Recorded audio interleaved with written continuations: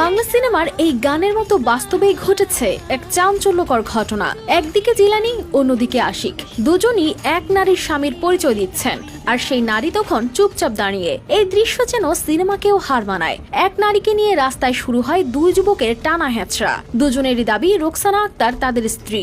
এই নাটকীয় মুহূর্ত দেখতে চারপাশে জমে যায় মানুষের ভিড়। মুহূর্তেই উত্তেজনা ছড়িয়ে পড়ে পুরো এলাকায়। সবার মনে একটাই প্রশ্ন, আসলেই কার স্ত্রী রোকসানা?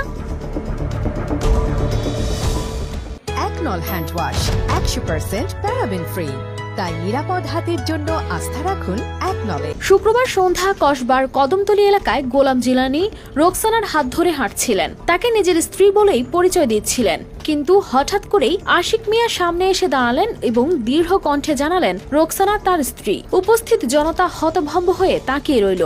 একদিকে জিলানি, অন্যদিকে আশিক। দুজনেরই রোকসানাকে ঘিরে শুরু হয় টানাটানি।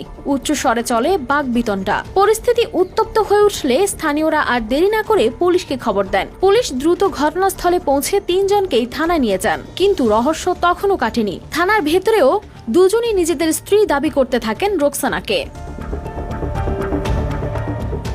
ঘন্টার পর ঘন্টা জিজ্ঞাসাবাদ শেষে আশিক বিয়ের কাবিননামা দেখিয়ে বলেন রোকসানা তার বৈধ স্ত্রী ছিলেন, তবে কিছুদিন আগেই তাকে তালাক দিয়েছেন।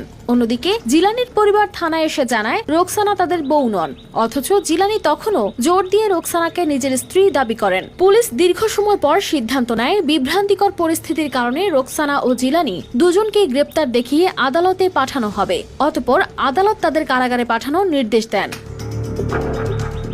News desk RTV।